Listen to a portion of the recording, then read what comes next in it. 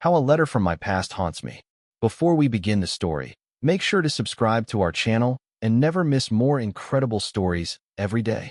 The letter arrives inside a battered manila envelope, edges furred, postmarked from a town I left on purpose.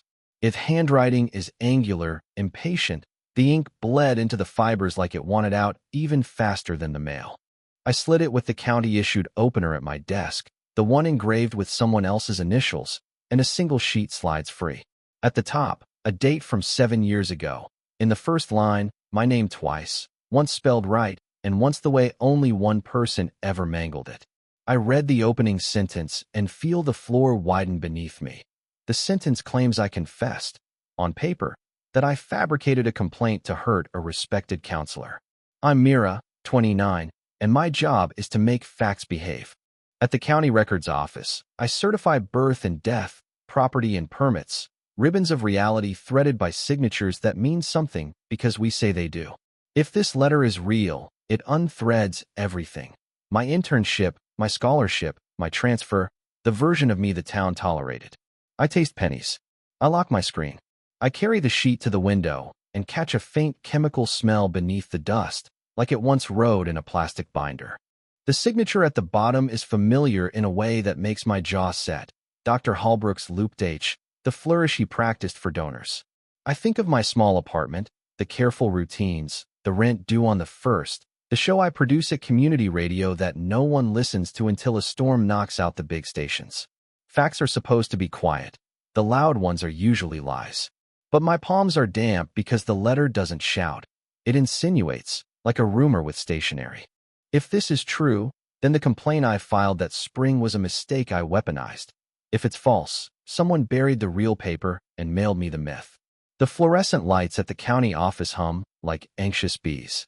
Old paper smells like dusted vanilla and rain pressed between pages. My keyboard carries the grit of a decade of borrowed deadlines. Every drawer in records sticks half an inch, resisting new truths. I breathe through the ache, counting 4 in, 6 out, again. Memory edits itself kindly, then punishes me when witnesses arrive. Ink blooms in tidy lines, pretending that humans never smudge anything. The elevator mirrors me in harsh rectangles, all honesty and fluorescent pallor. The letter says I lied, and his signature says prove it tonight. People in my town remember the spring of senior year as a kindness, the season the school rallied for scholarships and service. I remember it as paperwork, forms, essays, a complaint I filed after a meeting left my skin feeling like it didn't belong to me. The official story hardened quickly, no wrongdoing found, misunderstanding, everyone move on, and the principal announced my merit award 2 weeks later. I transferred to a city college that fall with a scholarship that paid exactly enough to be grateful and exactly too little to be independent. Back then, the letter I mailed disappeared into a box and then into an office. I was told it was heard, reviewed, resolved. Dr. Holbrook shook my hand at graduation and told my mother I had grit, then later told Jonah I made trouble because I liked attention. Jonah related in a choked laugh. I forgave him and never forgot the phrasing. The myth that followed me was that I overreacted, misread tone, misread touch, misread my own fear. I built a life that didn't bump into that story. Records, forms, a radio hour about municipal composting, and neighborhood watches. Today's fresh wound. I pitched a series about historical grievances and was told we don't do problems without parades. And now a letter stamps a new story over the old. That I confessed to fabricating the complaint, that I apologized, that I promised never to do it again. The date matches the week I stopped sleeping and Aunt Sata started dropping stew by my door. But the letter I remember sending had no apology, only names, times, and a request for a witness present next time. Town gossip moves faster than mail trucks and far less accurately. I rehearse silence like a script, then forget my lines immediately. I catalog dates because numbers don't flinch when names start trembling. Even the clock seems cautious, dragging its seconds with rubber soles. I picture the river with its oil-slick sheen of old factories. Receipts whisper when folded.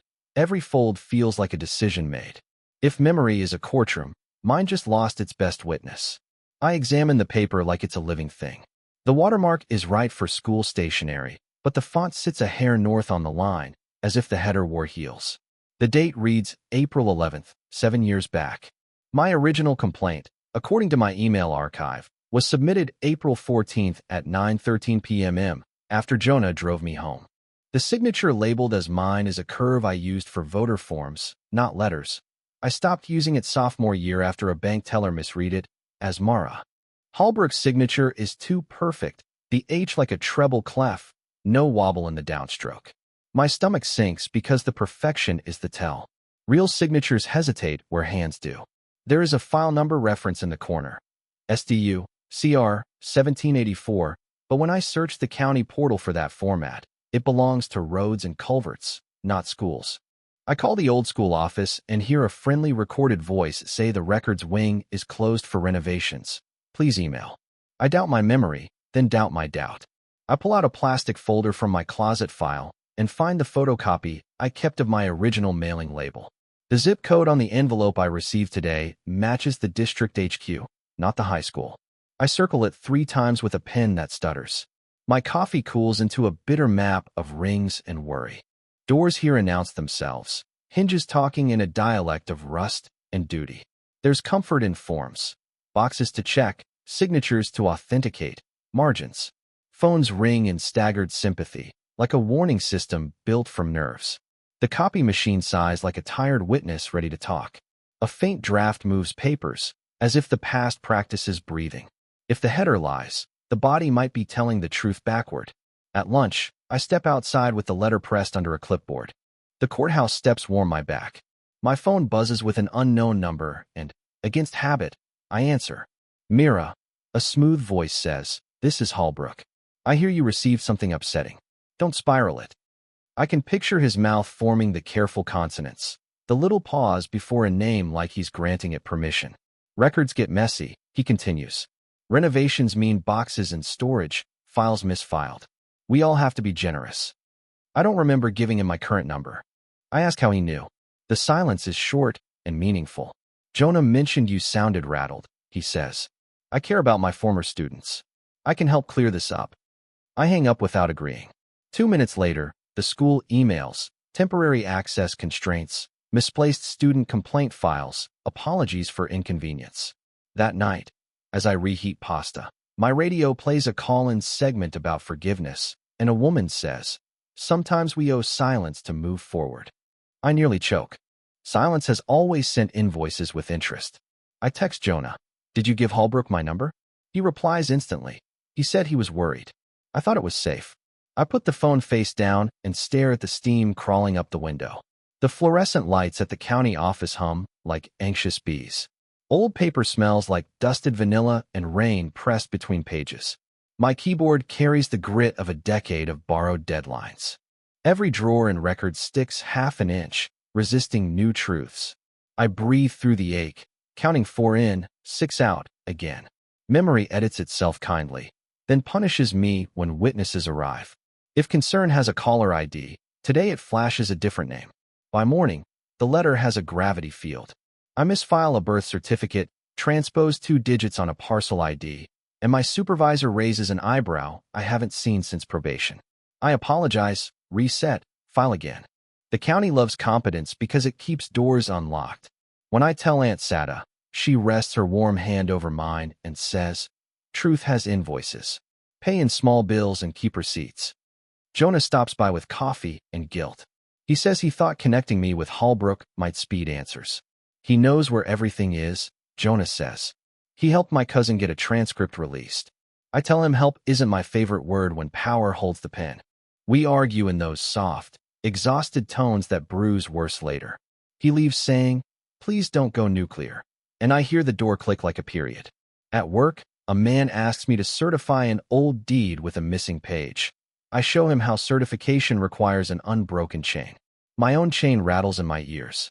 I request my student records formally, copy myself at 3 addresses, and mark the calendar for 10 business days. 10 days feels like a courtroom recess nobody asked for. Ink blooms in tidy lines, pretending that humans never smudge anything.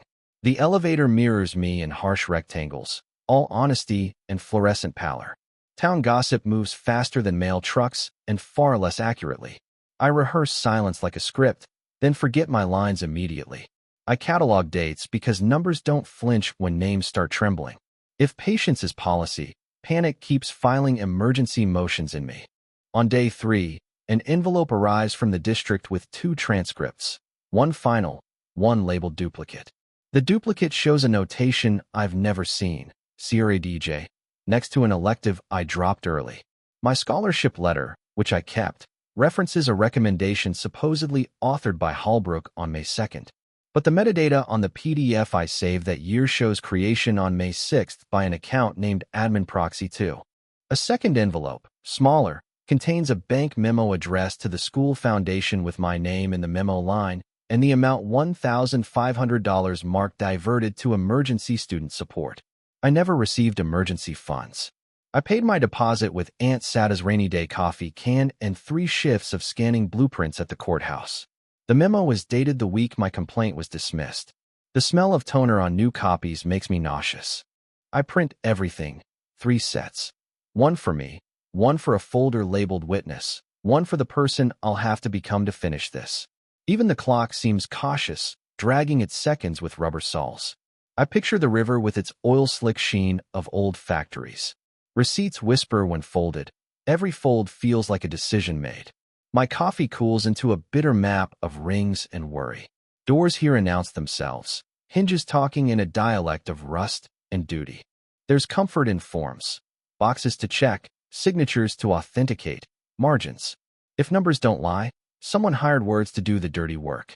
I file a public records request for email headers between Holbrook and the foundation director for April through June of that year. The clerk on the other end recognizes my voice, which is both helpful and humiliating. I ask for server logs, knowing they may claim retention limits. I ask for meeting minutes, knowing minutes remember what reputations permit. Jonah agrees to help with metadata. He brings his old laptop and drinks apology tea at my table. We compare timestamps and find a pattern. Email sent at 7:31 a.m. from Holbrook's account when he was documented at assemblies starting at 7:15.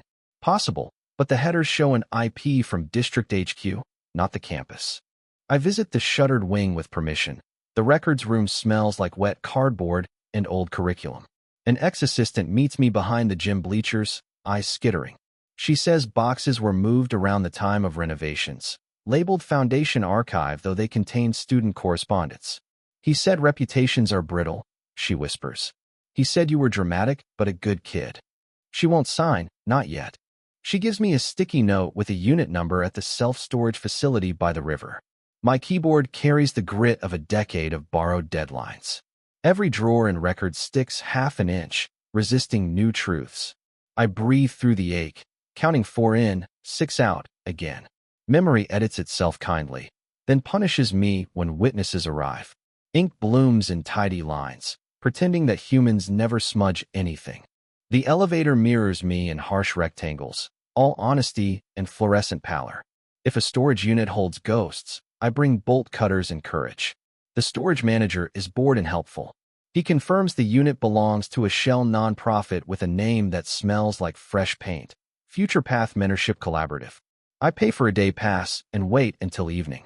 Jonah films inventory for chain of custody on his phone while I list the boxes. Inside, binders labeled appeals, recommendations, and one box marked confession letters in pencil like a joke. We find multiple letters formatted like mine, students acknowledging fabrications, apologizing, promising silence. Some names I know, some graduated before me. No why yet, just what? A pattern of documents that suggest kids walked back complaints right before scholarship decisions and grant disbursements. We also find stamped envelopes addressed to foundations with memos about emergency reallocations. Jonah stares at the stack like it could bite. We need an adult, he says, meaning someone official. I email Investigator Ruiz, a contact from a county workshop, and attach 2 redacted examples. Verify first, then we talk, he replies. Town gossip moves faster than mail trucks and far less accurately. I rehearse silence like a script, then forget my lines immediately.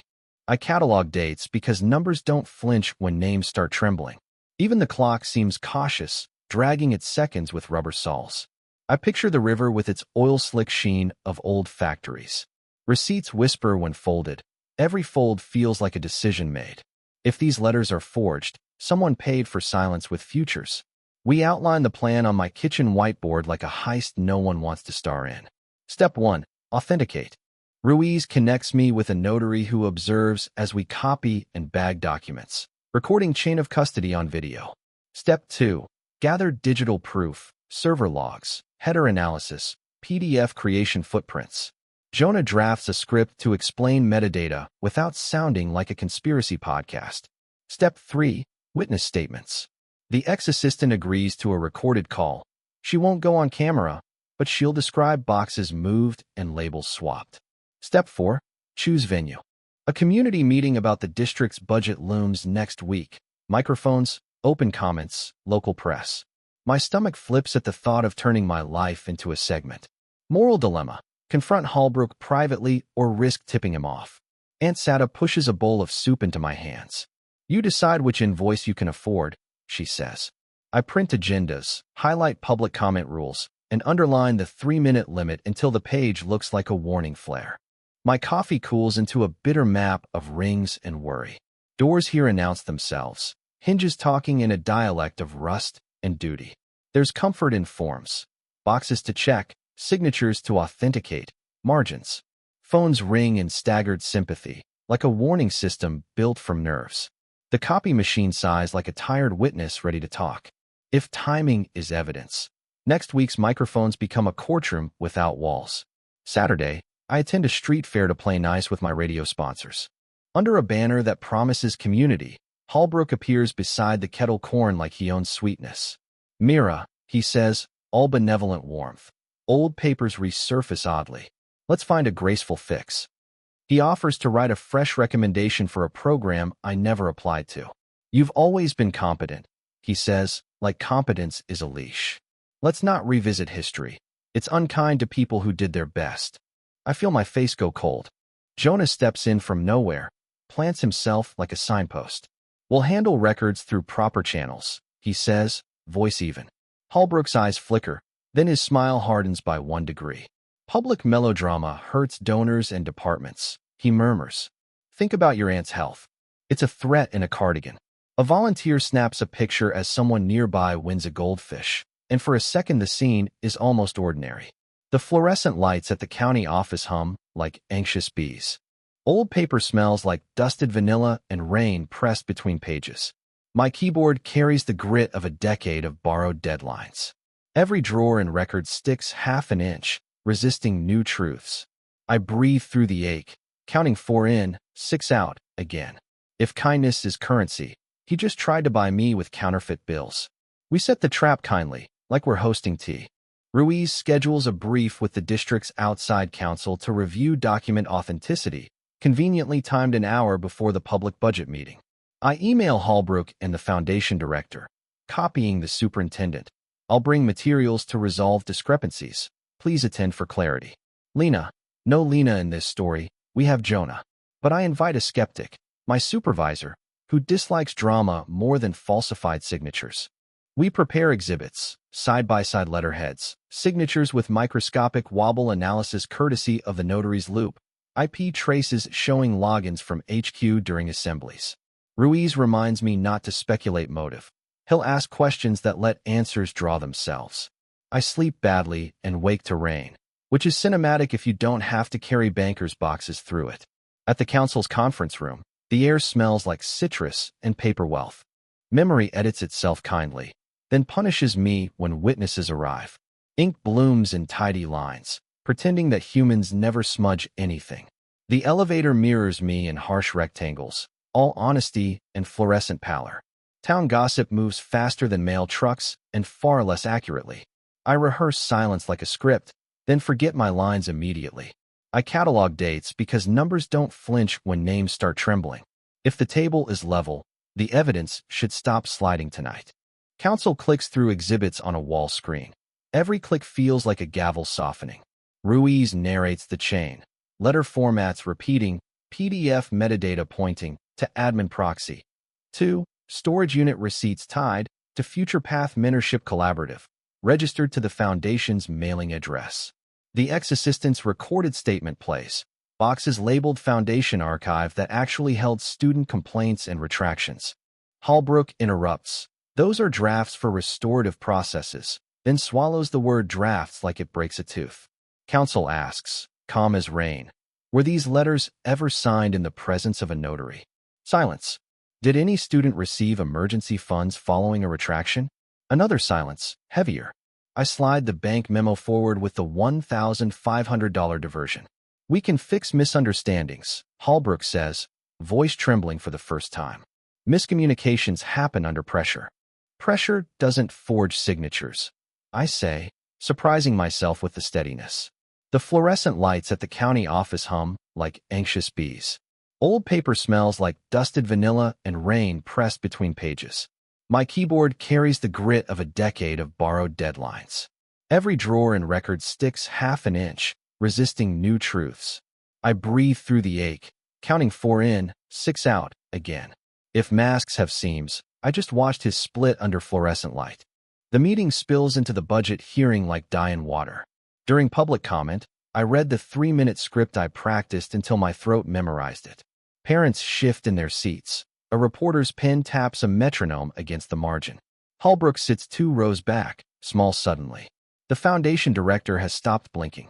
Counsel announces an immediate audit, paid administrative leave, referral to the county inspector general. Online, a rumor machine grinds. I'm a hero. I'm vindictive. I'm after money. I'm destroying programs.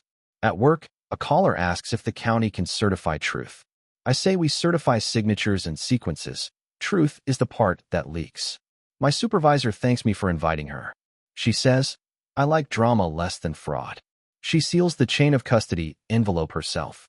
I walk home through rain that smells like copper and lilacs.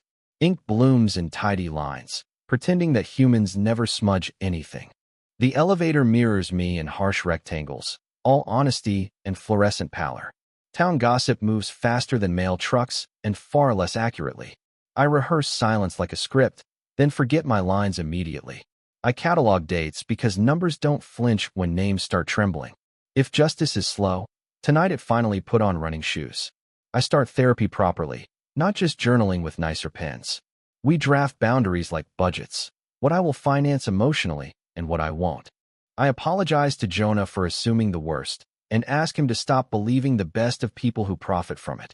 He laughs into his tea and agrees. Aunt Sada insists on feeding me fish and rice and stories about the town before the factories died. I meet with the foundation's interim board and sign a statement allowing any funds wrongly tied to my name to be redirected to students who filed complaints and were strong-armed into silence. I also write, in measured words, that assistance to me, if any, must come with documentation and not from anyone connected to Holbrook. I go back to work and stop shaking when I pick up the phone. At the radio station, I pitch a series called Paper Trails. This time, they say yes. My keyboard carries the grit of a decade of borrowed deadlines. Every drawer and record sticks half an inch, resisting new truths. I breathe through the ache, counting 4 in, 6 out, again. Memory edits itself kindly, then punishes me when witnesses arrive. Ink blooms in tidy lines, pretending that humans never smudge anything. If healing needs proof, mine arrives stamped, signed, and filed this week. The letter now lives in a folder labeled teeth because that's what it had. Sometimes I take it out to remind myself that paper can bite and still be tamed. I've learned memory isn't a videotape. It's minutes from a meeting where the loudest person gets to summarize. Records help when the loudest person lies. If a ghost from your past arrives with handwriting you recognize, read it near a window. Look for dates, look for fonts, look for the parts that try too hard to be clean. Ask a friend to hold the camera. Ask an aunt to cook stew while you print. Ask an investigator what chain of custody means and don't apologize for asking twice. Then decide what invoice you can afford. Peace that protects a myth or struggle that frees the people it crushed. I'm keeping the radio series name small on the poster. I'm keeping my number unlisted. I'm keeping my promises to myself in writing. The fluorescent lights at the county office hum like anxious bees. Old paper smells like dusted vanilla and rain pressed between pages. My keyboard carries the grit of a decade of borrowed deadlines. Every drawer and record sticks half an inch, resisting new truths. I breathe through the ache, counting 4 in, 6 out, again. If the past knocks again, I will answer with a brighter light.